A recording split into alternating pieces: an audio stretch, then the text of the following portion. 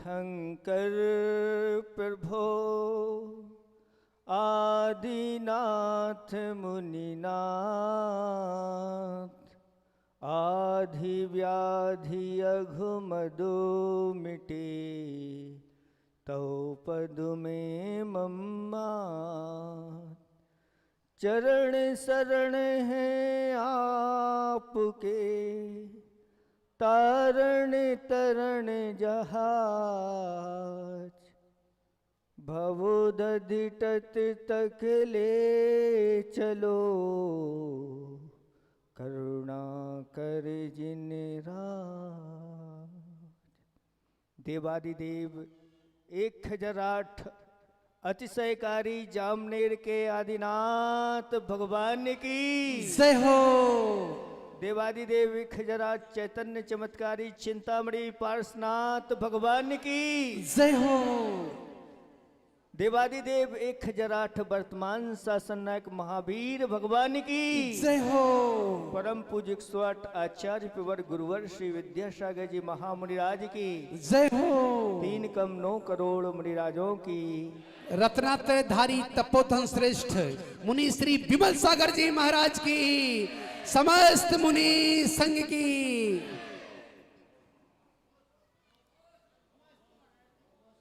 धर्म स्नेही भव्यात्माओं, आज जनपद सत्य के अनुसार वर्ष का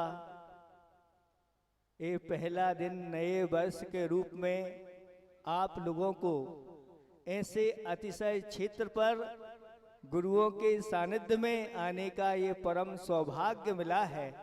ऐसे सुअवसर पर आप लोगों को सबको यही से हमारा दोनों हाथों से आशीर्वाद। आपका यह नया वर्ष धर्म भावना, धर्म प्रभावना के साथ आपके सुख समृद्धि आदि में यह वृद्धि का कारण बने। आचार्य भगवंत ने एक हाइकू लिखा है, जोड़ो ना जोड़ो, जोड़ा छोड़ो, जोड़ो तो बेजोड़ जोड़ो। जोड़ो ना जोड़ो, जोड़ा छोड़ो, जोड़ो तो बेजोड़ जोड़ो। आदमी अपने जीवन में अनेक प्रकार के वस्तुओं का संग्रह करता रहता है, जोड़ता रहता है और जोड़ करके एक दिन यहीं पर छोड़ करके चला जाता है, कुछ साथ में जाता नहीं है। हमारे आचार्य भगवंतों ने इन शास्त्रों के अंदर ऐसी कथाओं को रखा है, जिन कथाओं को पढ़ते हैं, सुनते हैं तो हमारी आंखें खुल जाती हैं। हम कहाँ हैं, हमें क्या करना चाहिए। एक सेठ की कथा आपको सुनाने जा रहे हैं, बहुत संक्षेप से सुनाएंगे। वह 7 दिन की लगातार वर्षा हुई।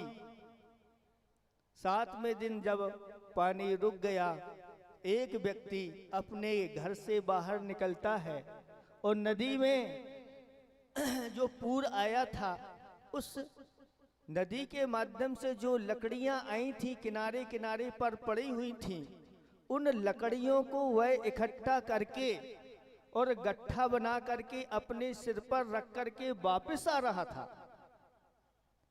ऊपर राजा और रानी प्रकृति की छटा निहारने के लिए छत पर खड़े हुए थे और देखा रानी ने कि एक ऐसा भी व्यक्ति है जिसके यहाँ कोई आज खाने पीने की व्यवस्था नहीं है और ये लकड़ियां गीली इकट्ठी करके ले जा रहा है। रानी को दया आ गई और राजा से कहा कि राजन, आपको इसकी मदद करना चाहिए। राजा ने उसको बुलाया और पूछा, तुम्हारे लिए क्या आवश्यकता है। वह कहता है, राजन, आपकी कृपा से सब कुछ है मेरे पास, एक बैल मुझे चाहिए है। तो राजा कहा बस आप तो जो मांगो वो मिलेगा, नहीं मुझे एक बैल चाहिए।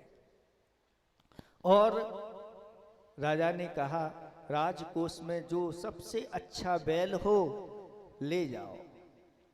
वह बैल देखता है, लेकिन जैसा बैल उसके पास था राजा के खजाने में वह बैल नहीं मिला और वापस आ गया। कहता है राजन मेरी जोड़ीदार बैल तो आपके यहाँ नहीं। राजा बड़ा आश्चर्यचकित हुआ और कहता है कि मैं तुम्हारे बैल को देखना चाहता हूँ। मैं तो अभी तक ये समझता था कि मेरे सबसे अच्छे उत्तम राजा के पास बैल है। और राजा साथ में हो जाता है और वह अपने सिर पर गट्ठे को रख करके अपने घर ले जाता है। और जैसे ही राजा उसके घर के पास पहुंचता है उसका घर देख करके आश्चर्यचकित हो जाता है। और इस व्यक्ति को देख करके आश्चर्यचकित है। ये फटे हाल है, सिर पे गट्ठा रखे हुए है और इसका मकान तो बड़ा आलीशान दिख रहा है। ये इसका है कि ये यहाँ काम करता है। जैसे ही अंदर ले जाते हैं राजा जब वो वहाँ का निरीक्षण करता है आंखें उसकी फटी की फटी रह जाती हैं। और अंदर ले जाते हैं तो एक तहखाना बना हुआ था। उस तहखाने में अनेक जोड़े रखे हुए थे। वो जोड़े किसके थे? हाथी के जोड़े थे, घोड़े के जोड़े थे, मयूर के जोड़े थे, हिरण के जोड़े थे, यक्ष यक्षिणियों के जोड़े थे। अनेक जोड़े रखे हुए थे, लेकिन वह जोड़े मिट्टी के नहीं थे, पत्थर के नहीं थे, लकड़ी के नहीं थे, पीतल के नहीं थे, तांबे के नहीं थे। वह जोड़े सोने के बने हुए रखे हुए थे और उनमें रत्न जड़े हुए थे। ऐसे जोड़े को देख करके राजा आश्चर्यचकित है। वहीं पर एक बैल खड़ा हुआ था। वह बैल किसका बना था? सोने का बैल रखा हुआ था। और वह कहता है राजन यही मेरा बैल है, इसकी एक जोड़ी हमारे लिए चाहिए। राजा सोचता है कि मैं तो सोचता था मेरे खजाने में सब कुछ है लेकिन ऐसा खजाना मैंने आज तक किसी का देखा नहीं। वह जैसे ही नीचे से ऊपर आता है, सेठ की सेठानी जब सुनती है कि राजा हमारे यहाँ आए हैं तो थाल में रत्न भर करके वह लेकर के आ जाती है और राजा की आरती उतारती है और अपने सेठ जी से कहती है कि राजन सेठ जी राजा को ये थाल भेंट करो। आज तक जिसने कभी किसी को कुछ नहीं दिया था और ऐसे एकाएक मौके पर थाल लेकर के आया और राजा सामने है, अब मना भी नहीं कर सकते और दे भी नहीं सकते। जैसे ही वह हाथ आगे बढ़ाता है उसके हाथ जो है सर्प के आकार जैसे फण जैसे लगते हैं। राजा इस दृश्य को देख करके वापस अपने महल की ओर लौट जाता है। धिक्कार हो ऐसे धन को, धिक्कार हो ऐसे कंजूसी को कि ये फटे हाल है।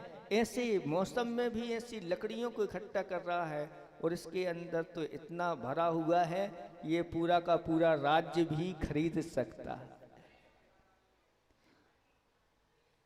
उस सेठ ने इतना पुरुषार्थ किया कि यहाँ अपना देश छोड़ करके दूसरे देश में धन कमाने के लिए गया और वहां से लौट करके जब वापस लौट रहा था जहाज के माध्यम से बहुत सारा धन कमा करके, और समुद्र में तूफान आ गया और ऐसा तूफान आया कि वह समुद्र का जल उताल ऊंचा उठा, जहाज भी ऊपर की ओर गया और नीचे जाकर के समा गया।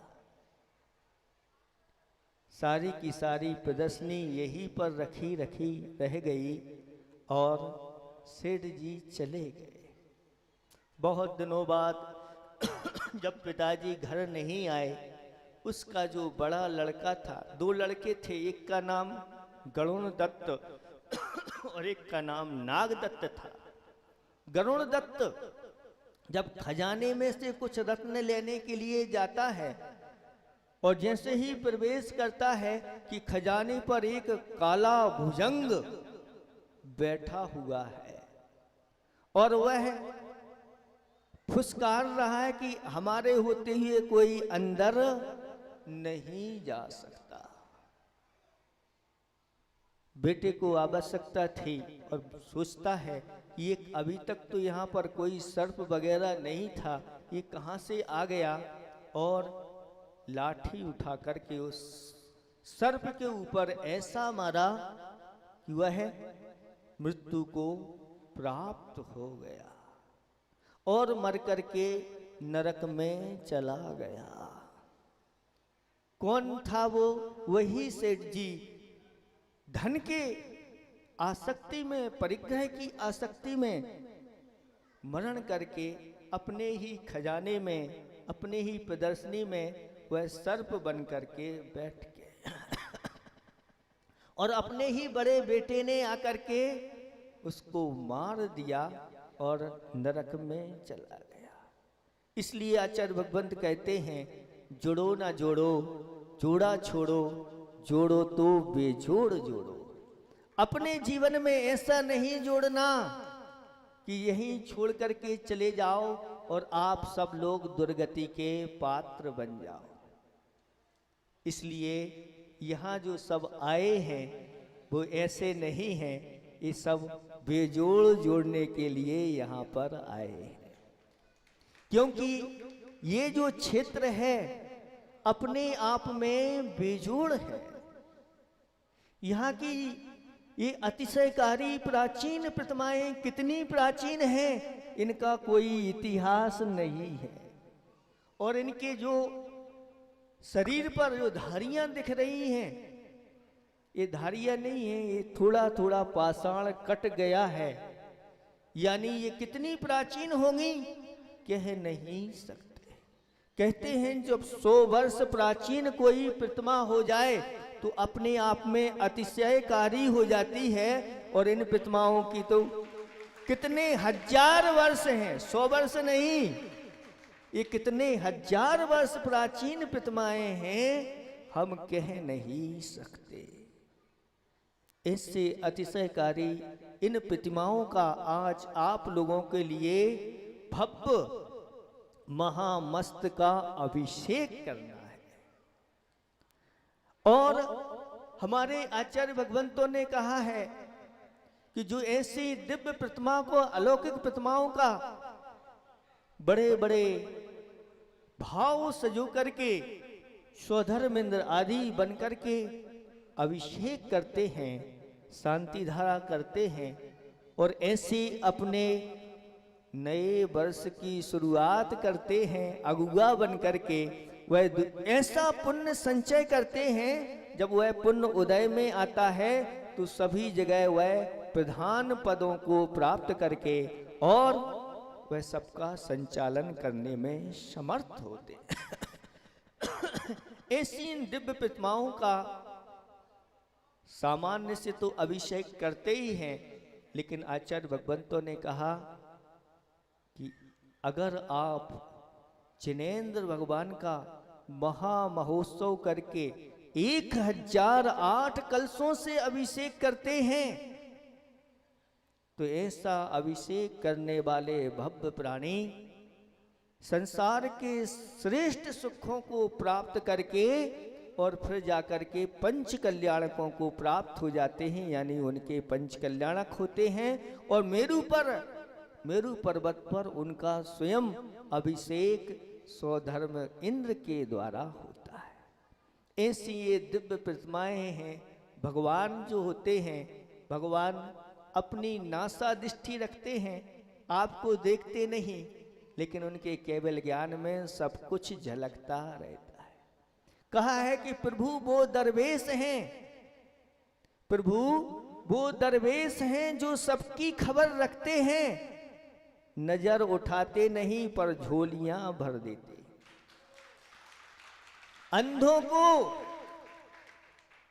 को उजालों की किरण, लंगड़ों को पग देते हैं। अंधों को उजालों की किरण, लंगड़ों को पग देते हैं। गूंगों में मधुर स्वर, बहरों में धर्मामृत भर देते हैं।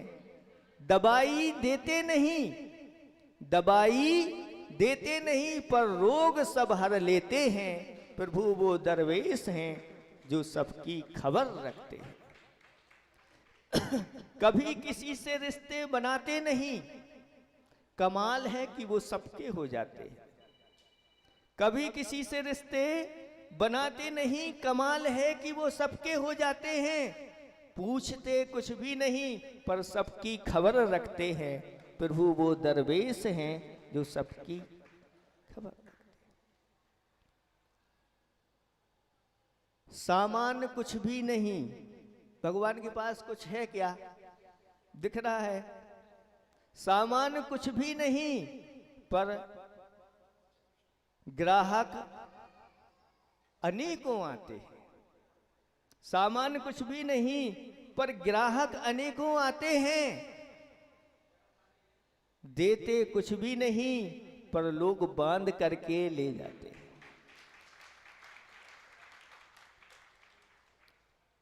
देते कुछ भी नहीं पर बांध करके ले जाते हैं।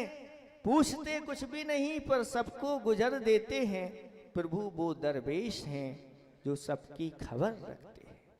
आज आप ये देख रहे हैं, ये क्षेत्र है और ये क्षेत्र वर्षों से